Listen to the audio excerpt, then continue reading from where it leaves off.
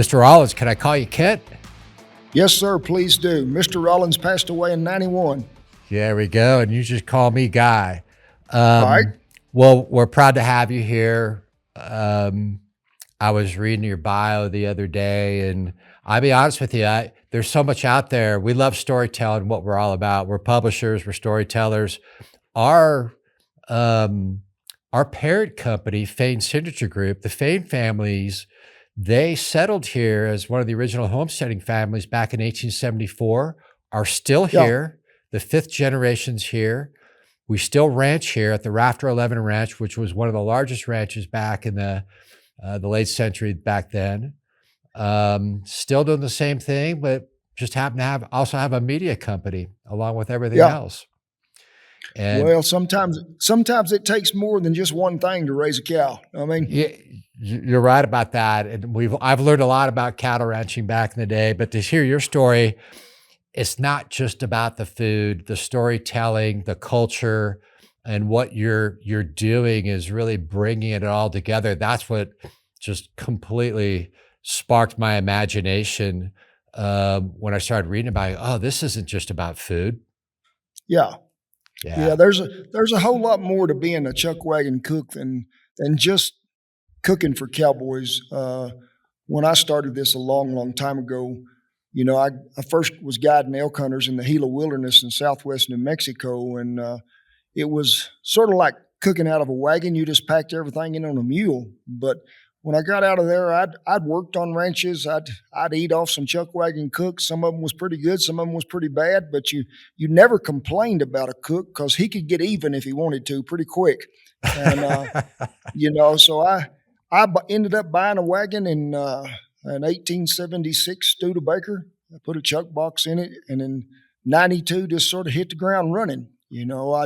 Cowboys and ranchers both sort of respected me because they knew I'd been on the branding fire side, and now I'm on the cooking fire side. So it was a pretty easy turn for me to go from one to the other. But you learn, I think, when you're a chuck wagon cook, especially when Mother Nature's always in control, that you're going to have to improvise. You're going to have to get by with what you got, and that's something that I think has really always come in handy. The glass is always half full. It's never half empty. And whatever they can cowboy in, I can cook in. Well, you touched on a can-do attitude, right? It's kind of something we say here is we can. And what's caught my attention too with what you do that's so unique is bringing the history and the storytelling, as I mentioned, with the food. And I saw a clip the other day on one of your channels, I believe it was your Facebook page, on 1929, the Great Depression, the Dust Bowl and the corn mash, and how you weaved that all together, the history, the culture. I think people forget that our country was built on not only hard work and the can-do attitude, but also that moment of sitting around the campfire, the mythos of it, and the storytelling and the knowledge passing around the food. Oh, yeah. Fire brought people together thousands of years ago for warmth. And then there was one caveman that was smarter than the other. And he said, we need to throw this stuff on the fire and see what it tastes like instead of eating it raw. But fire was a conversation place. So many years ago, when Jesus was born, they were guided by a light to where he was. People were guided to fires for warmth and conversation, and that's how stories really developed. I always thought was someone around a fire telling somebody what had happened or what they're going to have to do to get by if this happens. And if we don't pass that on to the next generation, there's a lot of history and common knowledge going to get lost. 100%. What would be one of your favorite stories that integrates, like I just mentioned, the corn mash and the Great Dust Bowl era? What are one of your favorite other stories that melts together the food and history?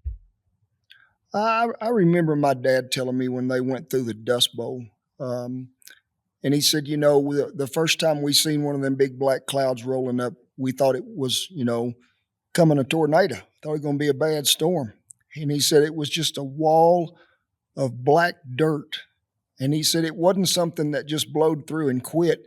He said it was just stayed forever. But he said the only thing he knew for sure is it wasn't just affecting them, it was affecting so many people. And he always told me, he said, everybody always heard about the movie True Grit. He said, we actually had true grit. It was in our teeth, it was in our ears, it was in our eyes. He said, when we'd lay down in bed at night, when we was him and his twin sister, and they were probably 6, 7 years old, he said his mother would lay a wet cup towel over their face to keep the dirt from choking them so bad. But living in them old slat houses back then, you'd wake up the next morning, and if the wind had calmed any, there'd be brown or black dust lines across the sheets where you were laying, you know. Wow. And he said, chickens go to roost at 3 o'clock in the afternoon. He said, but we learned to get by with what we had. He said, sure, we didn't always eat jackrabbit. Sometimes we eat chicken. But when the chickens had died and the jackrabbits was the only thing that left, he said, you learned that you could make jackrabbit and dumplings pretty good. And he said, everybody that was in the Dust Bowl and the Great Depression, he said, they figured out what they're going to have to do just to survive that day, not the next one day at a time. So I'm super excited about your show on the Outdoor Channel. I'm part history buff, part Western culture fanatic. I moved out to Arizona about 25 years ago, but my family's been coming here since I was 4. So tell us about the show on the Outdoor Channel. What's it all about, and when is it? All right. It's called the Cast Iron Cowboy. It was something that we dreamed about 8 years ago, and we hooked up with a producer out of L.A. that kept calling back because we had so many people reach out to us for so long, and they always wanted to do reality, and they didn't want to do real.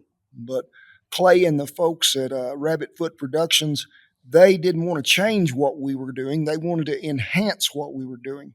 And so we wanted it to be really not just about cooking, but about the history and the lifestyle of the great American cowboy and the great ranches across the United States and their heritage, something that they've always been doing, maybe a recipe that's been in their family for years and years. But we wanted to showcase beef is raised a lot the same ways, but really the way that they operate and take care of it from Florida to Nevada to Arizona to Alaska is really quite different in the way Cowboy gets it done. And we wanted to show that, hey, that steer didn't walk up to the grocery store and fall in that cellophane package. There's a lot that went to it from the time he hit the ground till he hit the table. So on all your outdoor excursions, you're out there feeding cowboys at ranches. Is there a story you can share from one of those ranches that really sticks in your mind that you've shared before that people really like? Because I know our listeners want to hear a great story. Well, I can remember one of the first ranches I cooked on back in 92. Cowboys always made half as much money as the cook. I was making $40 a day. They were making 20. And there was an old feller that would come up there and have coffee with me every morning about 2:30 in the morning because days start early in the spring when you're a chuck wagon cook. And he'd say, Cookie, you got coffee in that pot? And I said, yes, sir, Mac. It's a life's blood. It's always there. First thing on, last thing off. He hunkered down there by that fire and he said, I want to ask you a question. And I said, you go ahead, Mac. He said, would you do this if we wasn't getting paid? I said, probably so, but let's don't tell them because tomorrow's the last day and we might get a check. But that was really the mentality of it is it was in your heart. It was in your soul. This is something that you wanted to do.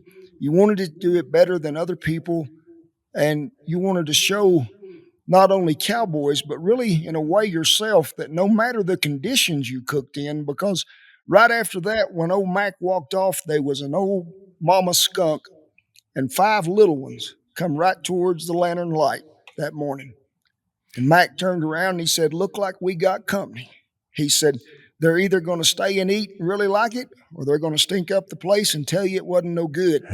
Well, we was really fortunate that they went around camp, but you never knew what you was going to get in camp at times. I've had rattlesnakes crawl through camp that become hors d'oeuvres later on that night, but we always just try to have a good time and thank the good Lord for what we get to do and what we get to see.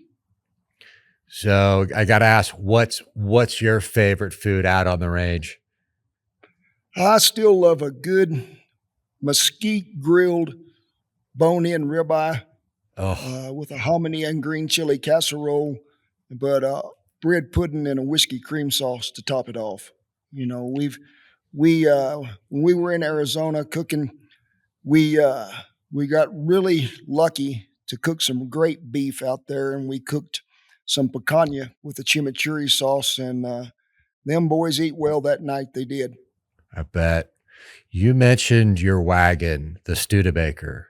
Yeah. What year was that?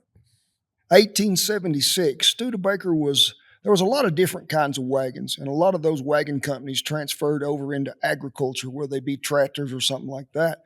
There was John Deere wagons, but Studebaker was the only wagon company that also transferred over and made cars and pickup trucks. Abraham Lincoln requested when he got to the White House that there be a Studebaker coach because they was the smoothest riding things in the world. And we liked that old Studebaker we got. So that's kind of what I'm getting to is when I heard that, I go, that must be the car company that continued and went from wagons on the range to cars on the highway. Yeah. That type of history, I feel like, is getting lost. And that's why it's so exciting about your show is everyone loves a good recipe, right? We have a publication that we do that shares recipe and events and history. And we know from our digital news site, signalsaz.com, that people really want events and they want to hear about history, Western history in particular.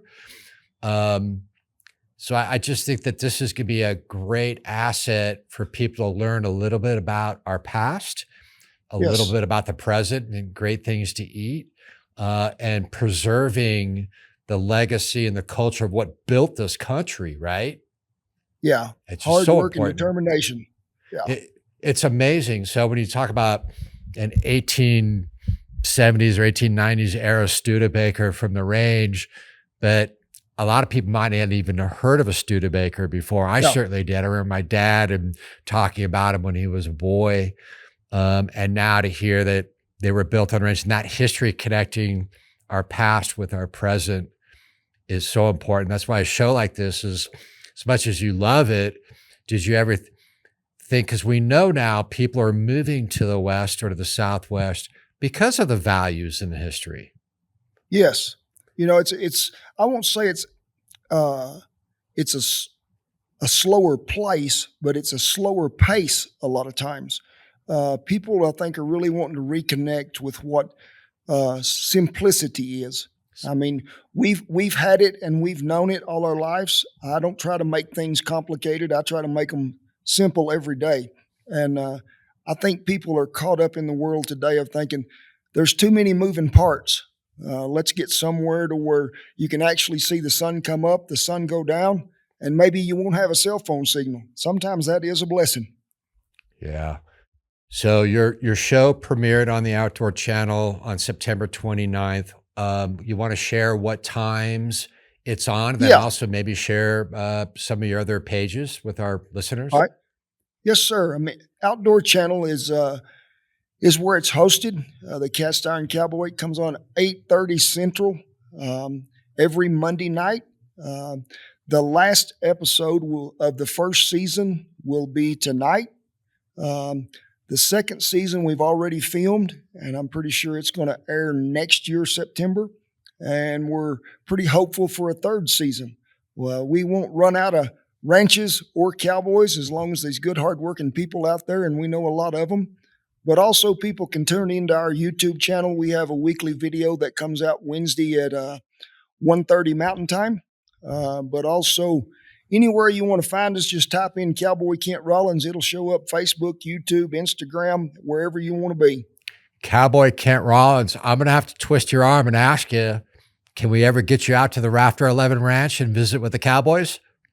Yeah, we might can get that arranged, sir. I do like me some Arizona country. I'll tell Ron Fain of Rafter 11 Ranch that we're going to twist your arm. We'll make sure to share your pages and your show information on our pages. We really appreciate you being here. More importantly, we appreciate what you're sharing in terms of legacy, storytelling, and of course, some really fine cast iron cuisine by the Cast Iron Cowboy. Kent Rollins, thank you so much for joining us on Cast 11. Thank you guys so much for taking the time, brother. We hope you have a blessed day. All right, you too, sir. Thank you so much.